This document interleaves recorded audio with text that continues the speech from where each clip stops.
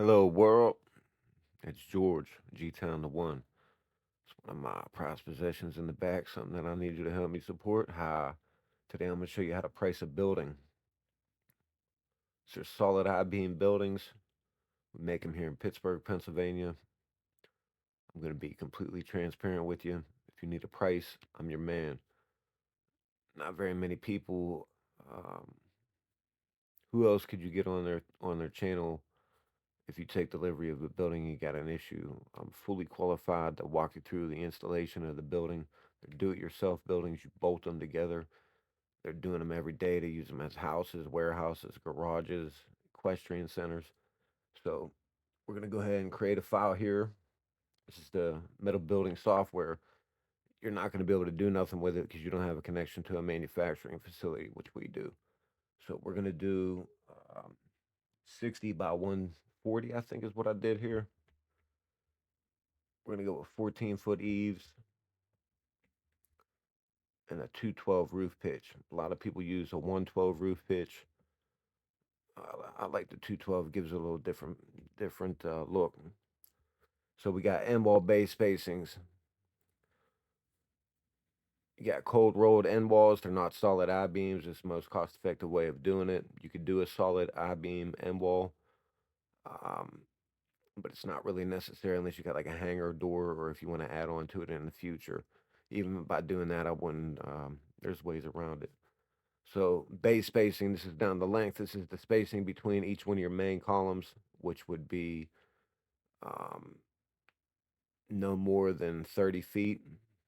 You got to have cross bracing one in every four bays. So what we're doing here is we're putting in the cross bracing. A lot of companies, to be cheap, they're going to use a cable bracing or even a torsional bracing. A torsional bracing would be where the wall panels and the girts are acting as the bracing for the building. It's the cheapest way to do it, but if you put a lot of openings in there, you're defeating that torsional bracing and you're making your building weak. So cable's the next step. It's a cross bracing. We use rod.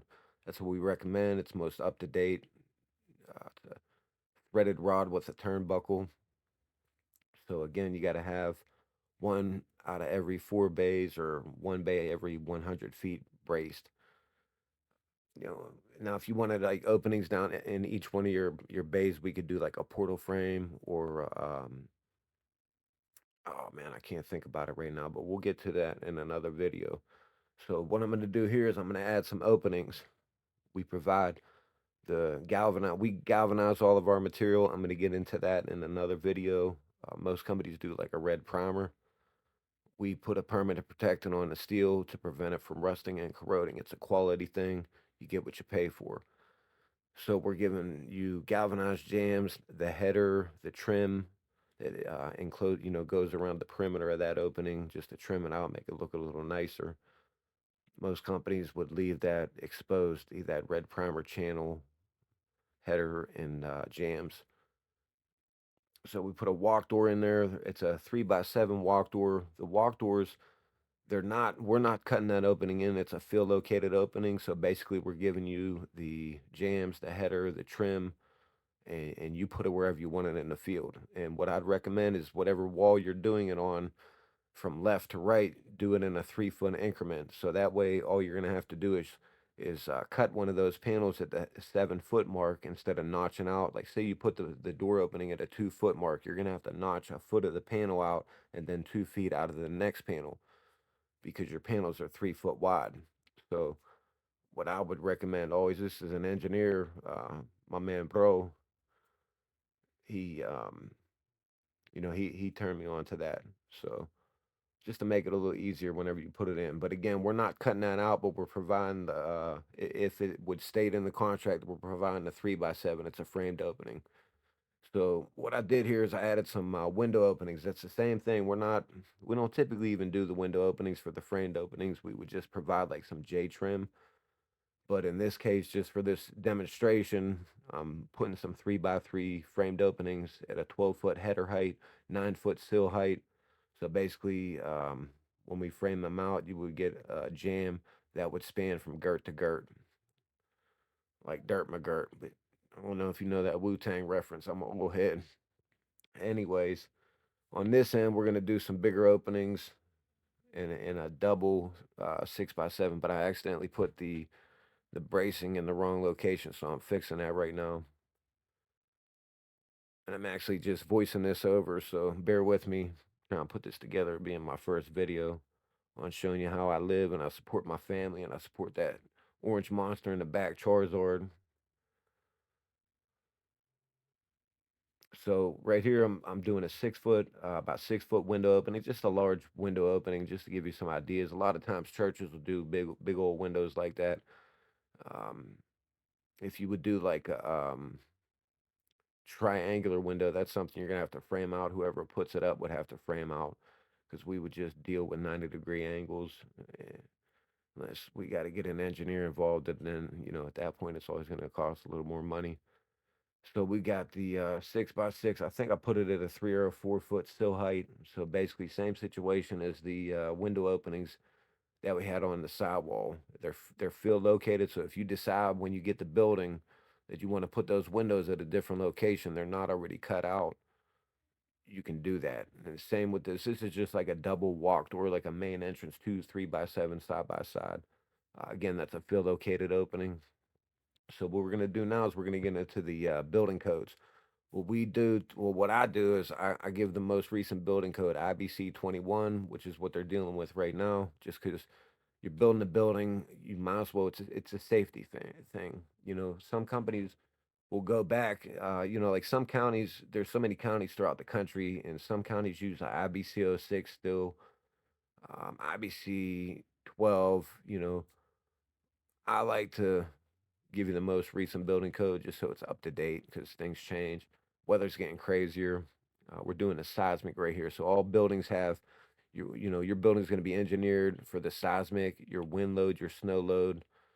It's going to be designed and stamped for your specific location wherever you are in the United States or the world. Elon Musk, Mars and the moon. I mean, I'll make it happen. I'll figure out a way.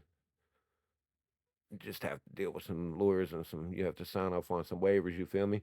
Anyways, so snow load, you got a ground snow load, and the roof snow load is going to be dependent on whether or not you heat or insulate the building. So what I just did there was go through a few options, showing if you heat it, you could reduce it to 70%, which would be like 17 and a half for a 25-pound ground snow load.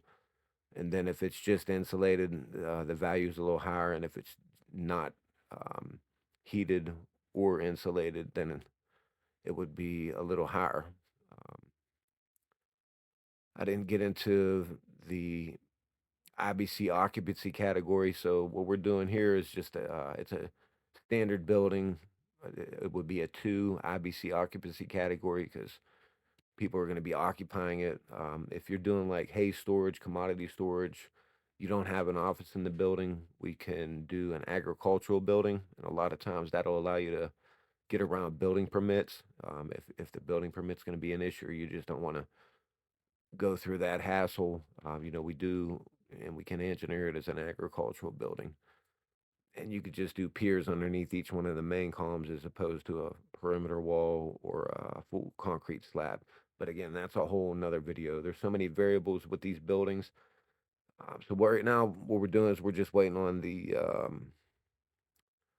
program to do all the work based on my input, which would be input that I'll receive from you. So you've got the vision. Pass that data to me. I'll input it into the system, and we'll turn this into a reality. We'll make your building. We'll manifest your building. That's what we do. Um, so basically, just waiting on a program to do the design, which is ultimately reviewed by an engineer, um, looked at by some detailers, so they could decide how many fasteners, how many bolts, how many nuts need to be included with the package. When you receive it, because what you're going to receive is all the materials on a truck. You're going to have to unload it with a forklift that you could rent, or even a tractor. Anything capable of weighing up, picking up to 3,000 pounds. We'll say 4,000 just to be safe. And then it'll be labeled.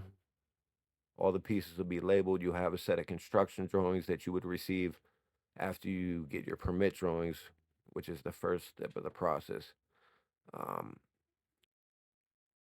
so basically, you will follow those construction drawings and bolt the pieces together as it says, and put the building up.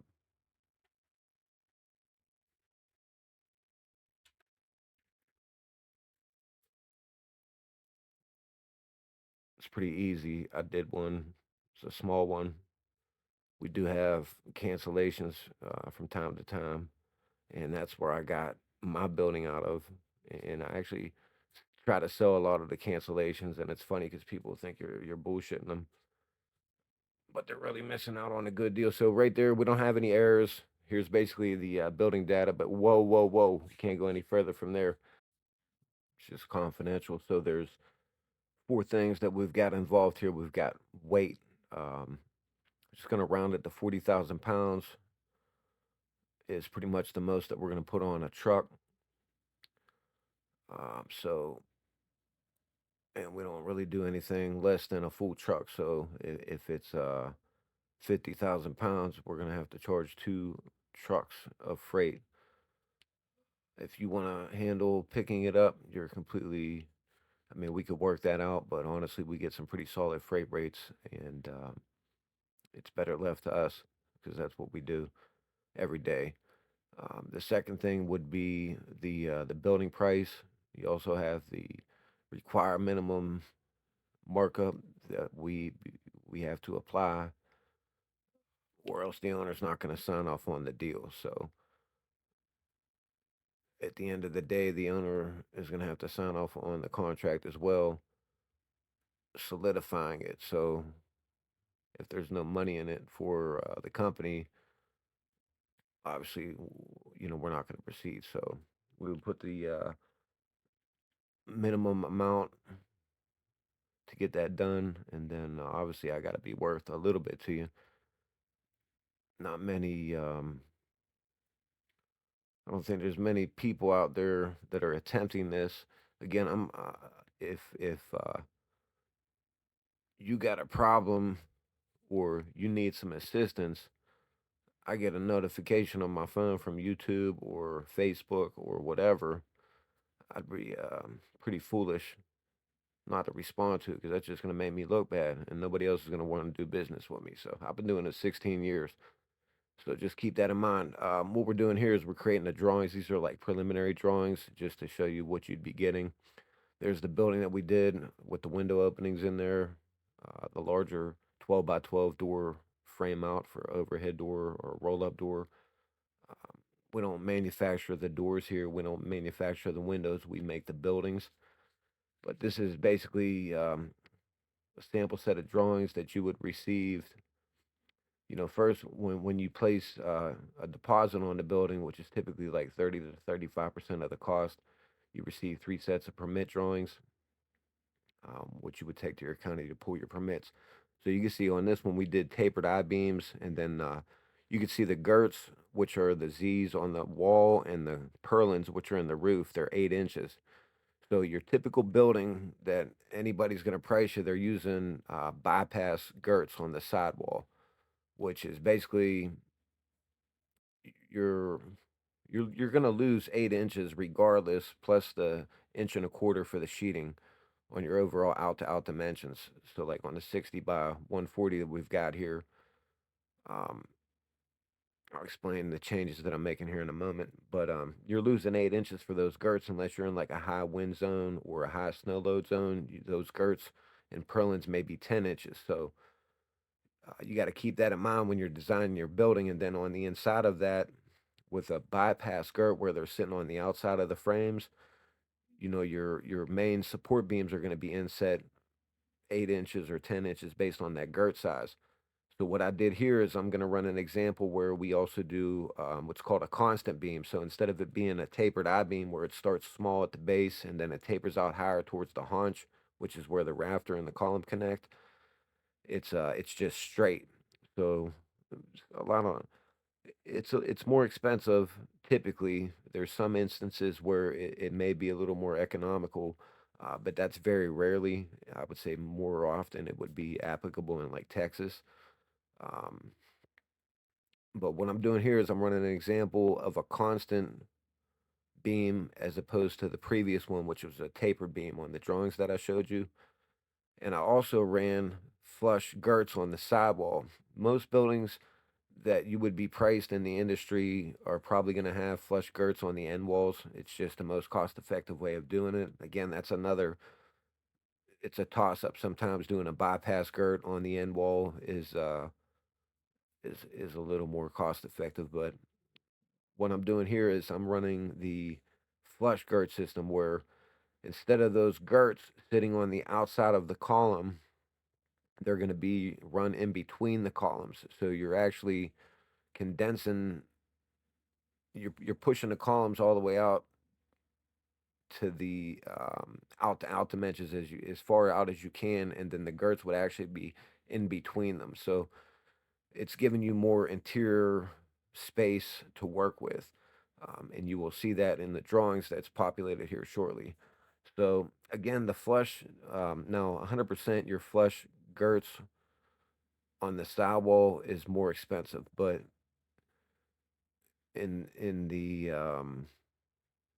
long run, you're losing that space anyway. So why not push the columns up against the outer wall and give you a little bit more clearance in between them? If you're just trying to get your best bang for your buck, or you're just trying to be most cost effective, then just keep the girts, bypass on the sidewall, stick with a tapered I beam, and that's going to be your best bet. Um, and I would also consider, don't you're going to get what you pay for, and you're spending all this money on a building, right? Don't don't be cheap, because these buildings are meant to be maintenance free. They're meant to withstand the elements. When you start getting cheap and saying, "Oh, it's not gonna," like for example, you may have areas where the minimum what's required by the county is a 106 mile per hour wind load. Me, I'd bump that up to 115. That's just what I'm used to in most areas. Is a 115. Some areas are a little scaled back, but the weather's getting crazy, so I'd rather be safe than sorry. So you can see how the columns on this one, see how they're constant. I did the rafters the same way. And then your girts right there, what I'm pointing to, that's your girt. It's a Z girt, but it's going to be running in between the columns down the length of the building. So you're going to pick up this interior space right here at 8 inches on either side, right? Thanks for watching. I hope this gives you some insight. Call me, message me anytime. This is what I do for a living. Like and subscribe, because I'm going to bring some more videos. We're going to build buildings all across America. I got to feed my family, and I got to live my life.